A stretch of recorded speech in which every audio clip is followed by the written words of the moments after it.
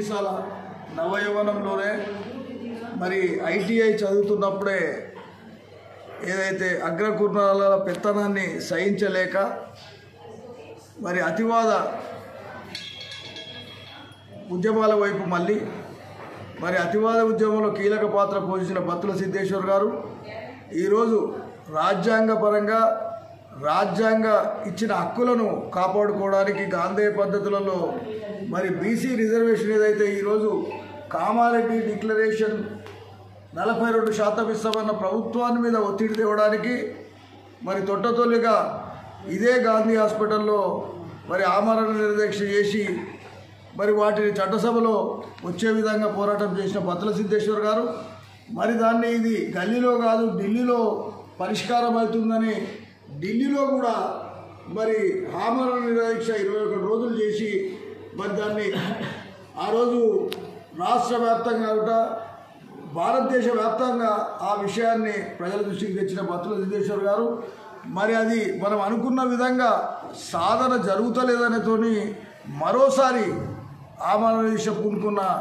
బత్తుల సిద్ధేశ్వర్ గారికి ఈరోజు యావత్ బీసీ సమాజం అంతా ఆయనకు సంఘీభావం తెలియజేయవలసిన అవసరం ఉంది. ఈరోజు ఏదైతే బీసీ సంఘాలుగా ఈరోజు మనం ఎన్నో సంఘాలు ఉన్నాయి, ఆ సంఘాలన్నీ ఒక సమస్య ఏదైతే ఉందో మరి చిట్ట చివరి సమస్య చిట్ట చివరి ఆయుధాన్ని 3 సార్లు ఉపయోగించిన మన బత్తుల సిద్ధేశ్వర్ గారికి ఈరోజు సంఘీభావం తెలియజేసే మరి ఖచ్చితంగా అన్ని బీసీ సంఘాలకు ఉంది. ఈరోజు బీసీ సంఘాలు ఆలోచన చేయవలసిన అవసరం ఉంది. బత్తుల సిద్ధేశ్వర్ గారికి సంఘీభావం తెలియజేస్తూ మనం ఆయనకు మన కార్యక్రమాన్ని రూపొందించుకోవాలి. ఆ విధంగా రూపొందించుకున్న నాడే ఈరోజు ప్రజానాయకులు ప్రజల నుంచి కార్యక్రమాల వైపు మలుపుతారు. ఇంతకుముందు మనోళ్ళు చెప్పినట్టుగా మరి యావత్ సమాజం ఏదైతే మనం ఈరోజు 42% రిజర్వేషన్ని ఇవ్వకుండా ఎన్నికలకు పోతే ఒకవైపు న్యాయస్థానాల్లో వాద్యాలు నడుపుతూనే మరి బీసీ రిజర్వేషన్ సాధనకై ఎన్నో ఉద్యమాలు చేస్తూ ఉన్నారు. ఆ ఉద్యమాలలో భాగంగానే సిద్ధేశ్వర్ గారు బత్తుల సిద్ధేశ్వర్ గారు వారు చేస్తున్న దానికి వారి శ్రీమతి నిజంగా నేను ఇక్కడికి వచ్చి పరామర్శించినప్పుడు వారి శ్రీమతి సపర్యలు చేస్తున్నారంటేనే కొంత కళ్ళల్లో నీళ్ళు వచ్చే పరిస్థితి ఉన్నది. ఈరోజు సమాజం అంతా ఆయన వెనక నిలబడేది పోయి కుటుంబం నిలబడే పరిస్థితి తీసుకొచ్చిండ్రు అంటే మన బీసీ సమాజం తల వంచుకోవాలి. ఆ విధంగా బీసీ సమాజం అంతా ఈరోజు ఆయన వెంబడి నిలబడాలి, ఆయనకు సంఘీభావం తెలియజేయాలి, ఈ ఉద్యమాన్ని ముందుకు తీసుకుపోవాలని సందర్భంలో విజ్ఞప్తి చేస్తూ మరి అందరికీ మరోసారి ఎన్ని సంఘాలు అవుతున్నాయో అన్ని సంఘాల వాళ్ళు ఖచ్చితంగా వారి సంఘీభావం తెలియజేస్తూ ముందుకు సాగాలని ఈ సందర్భంలో తెలియజేస్తాం. తెలంగాణ బీసీ బంధువులారా ఉద్యమాభివందనాలు.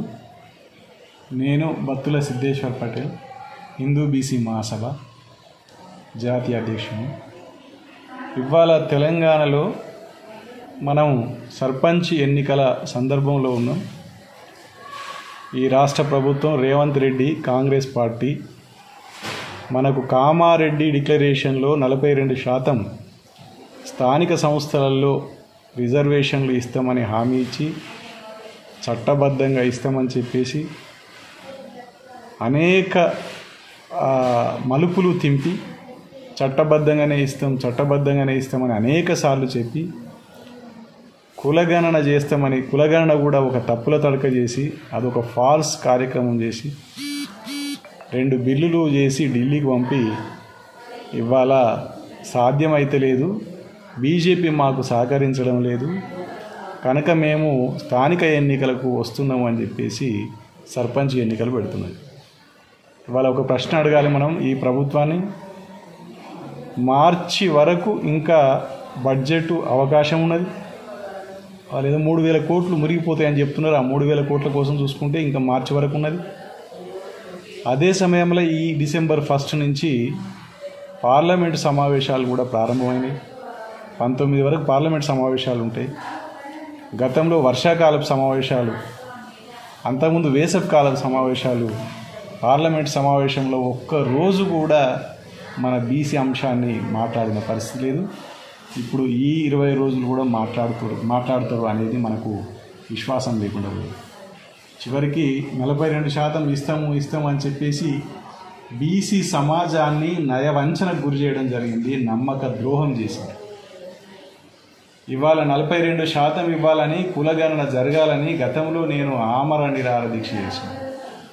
వాళ్ళు బిల్లులు పెట్టి పంపిన తర్వాత ఢిల్లీలో మా తీన్మార్ మల్లన్న లాంటి వాళ్ళు, ఇంకా కొందరు బీసీ మేధావులు మా 42% కోసం నువ్వు ఢిల్లీలో ఆమరణ దీక్ష చేయాలని రేవంత్ రెడ్డిని అన్నప్పుడు, రేవంత్ రెడ్డి తను మన కోసం నిరాహార దీక్ష చేయడు, నువ్వు మా కోసం చేయాల్సిన అవసరం లేదు రేవంత్ రెడ్డి అని చెప్పేసి నేను పోయి ఢిల్లీలో ఆమరణ నిరాహార దీక్ష 22 రోజులు చేస్తే, ఆ 22 రోజులు ఒక్కరోజు కూడా కాంగ్రెస్ వాళ్ళ యొక్క అధిష్టానం వచ్చింది. ఆ 22 రోజుల కంటే ముందు కాంగ్రెస్ వాళ్ళ దృష్టికి పోయినాం, వాళ్ళ గాంధీ భవన్ ఆఫీస్కి పోయినాం, వాళ్ళ ఏఐసిసి ఆఫీస్కి పోయినాం. అయ్యా మీరు చేయలేరు, మేము నిరాహార దీక్ష చేస్తాం ఢిల్లీలో అని చెప్పేసి. కానీ వాళ్ళు ఏ సందర్భంలో కూడా మనకు సహకరించిన పరిస్థితి లేదు. కానీ ఇవాళ పార్టీ తరఫున 60% అని చెప్పేసి 60% ఉన్న బీసీ జనాలకు 42% చట్టబద్ధంగా ఇస్తామని, లెక్కలనేమో 56% అని తేల్చి, లాస్ట్కు పోయినసారిగా 50% కట్ ఆఫ్ ఉంది కాబట్టి 23% ఇస్తామని కేవలం ఇప్పుడు 17%కే తెచ్చింది. పంచపాండవులు అంటే మంచం కోళ్ళోలే ముగ్గురే అన్నట్టు, పంచపాండవులు అంటే 5గురు, కానీ పంచపాండవులు అంటే అని మంచం కోళ్ళే 4 అని చెప్పి మళ్ళీ 3 కాడికి తీసుకొచ్చిన పరిస్థితి. కాబట్టి రేవంత్ రెడ్డికి మనం బుద్ధి చెప్పాల్సిన సమయం ఆసన్నమైంది. దానికి ఒకటే మార్గం, పల్లెల్లో ఇప్పటి వరకు మనకు ఐక్యత ఏర్పడ్డది గత 2 సంవత్సరాలుగా మన బీసీ ఉద్యమాల ఫలితంగా. ఆ ఐక్యతను ఈ ఎన్నికల సందర్భంలో 3 అగ్రకుల పార్టీలు ఏవైతే ఉన్నాయో అవి 3 ముక్కలాట ప్రారంభించి మళ్ళీ బీసీ చీల్చే పరిస్థితి ఉంటుంది. సరే, ఒకే పార్టీ అదే ఊళ్ళో బీసీకి టికెట్ ఇచ్చి బీసీ నిలబెట్టినా సర్పంచ్గా, మళ్ళీ రెబల్గా వేరే క్యాండిడేట్ నిలబెట్టి మన క్యాండిడేట్ రెబల్ క్యాండిడేట్ మనోడు అని చెప్పేసి రెబల్ క్యాండిడేట్ రెడ్డిలను గెలిపించుకునే అవకాశం, వెలమల్ని గెలిపించుకునే అవకాశమే ఎక్కువ ఉంటుంది.